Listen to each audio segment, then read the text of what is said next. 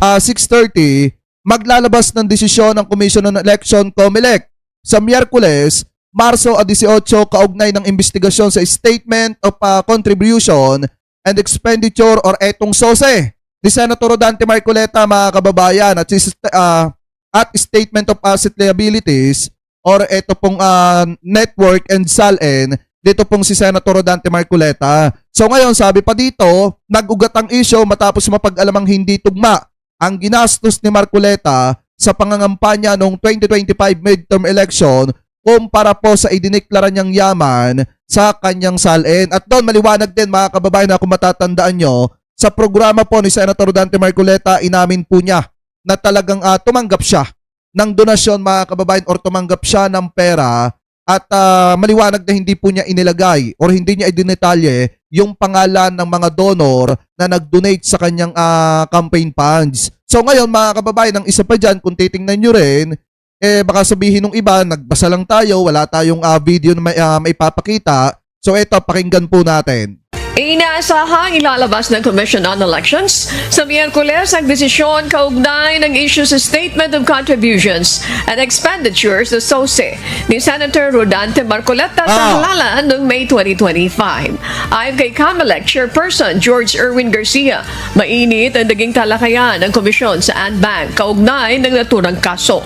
Lumabas sa SOSE ni Marcoleta na gumastos siya ng 139.9 million pesos para sa kanyang senatorial campaign na may didisit agad oh.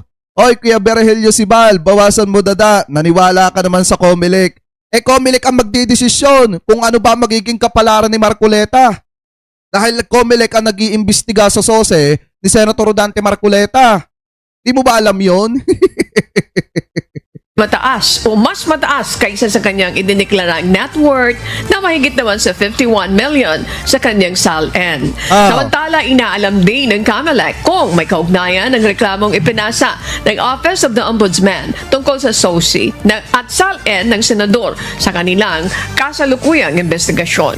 Nauna na ang inamin ni Marcoleta na hindi niya idineklara sa kanyang SOSE ang ilang contribution sa kampanya dahil umano sa kahilingan ng mga donor na diba?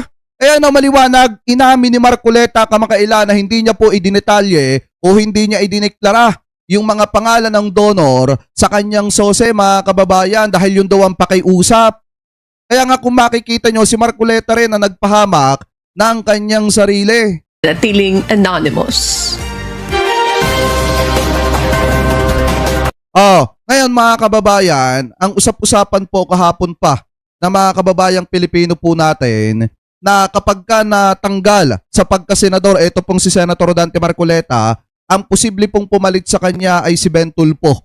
Kung pakitama na lamang po ako mga kababayan kung ako po ay mali. Kasi kung matatandaan nyo, di ba nung eleksyon mga kababayan pan-13 po, ito pong si Ben Tulfo mga kababayan sa nakakuha ng maraming boto. Kung tutuusin nga kung nakalamang-lamang pa, etong si Ben Tulfo baka natalo niya po etong si Senator Amy Marcos. So ngayon, kung matatanggal si Senator Rodante Marcoleta, ang posibleng pumalit mga kababayan sa kanya, ayon po sa mga kababayan Pilipino po natin, ay walang iba kung hindi po etong si Ben Tulfo. Dahil kung titingnan nyo po talaga mga kababayan, kapag ka napatunayan sa investigasyon ng COMELEC na sabit talaga etong si Senator Rodante Marcoleta at hindi po talaga nagsasabi ng totoo, lalo na sa kanyang SOSE at kanyang SALN, posible po talagang masibakyan mga kababayan sa pagiging isang senador. So ngayon, ang isa pa dyan, kung matatandaan nyo, na pinag-uusapan kahapon pa, yung lumabas na balita mga kababayan na kung saan, eto daw pong si Senator Ping Lacson,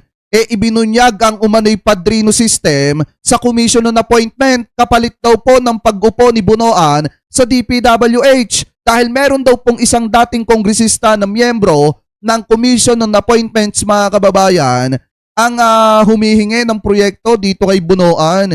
So ngayon kung titingnan nyo, basahin muna natin. Etong nakita po nating balita galing po dito sa tagapagmulat, Jean La Rosa. Sabi po dito, ayan boom, iniimbestigahan ni Senator Ping Lacson ang ulat na may dating kongresista umano na humihingi ng DPWH project kay Manuel Bunoan. Kapalit daw po ng confirmation sa Commission on Appointments. Sabi pa dito, proyekto ng bayan kapalit ng political approval.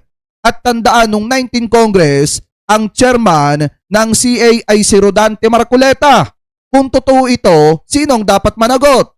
Sabi pa dito mga kababayan, eto pa daw ha, ayan o, Q Bodies, Commission on Appointments. Now the public is hearing something disturbing according to an investigation being pursued by Senator Ping Lacson. An ex-congressman allegedly requested DPWH project from Manuel Bunoan in exchange for support and commission on appointments confirmation process mga kababayan. So ibig sabihin, kapalit po ng proyekto na ibibigay ni Manuel Bunoan mga kababayan dun po sa kongresista na miyembro o dating kongresista na miyembro ng Commission on Appointments mga kababayan or baka nga chairman pa ng Commission on Appointments nung 19 Congress, hahayaan nila or susuportahan nila yung mga approval dyan po sa Commission on Appointments. Halimbawa, may ipina-approve mga kababayan na itong si Manuel Bunoan or may empleyado na kinakailangan dumaan sa Commission on Appointments, talagang basta bibigyan ng proyekto, ang kapalit, malayang ma-approve.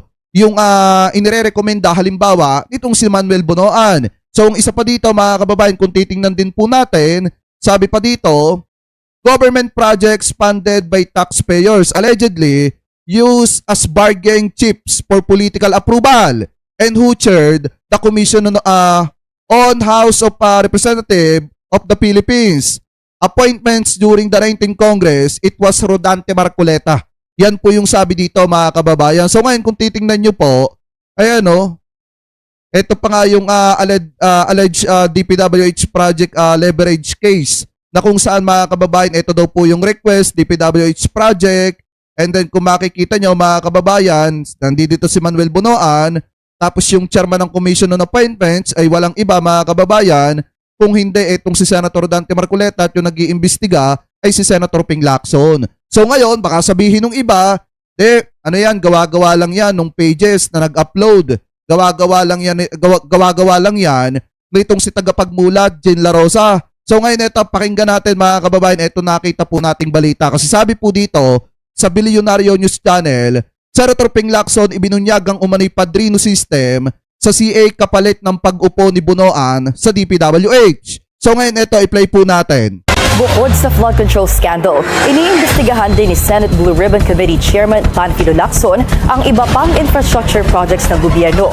Nadiskubre kasi na may mga hiningi umanong proyekto ang isang miyembro ng Commission on Appointments para sa confirmation ni dating DPWH Secretary Manuel Bunoan. Ang detalye sa Agenda Weekend Report ni Dexter Ganibe ng Abante.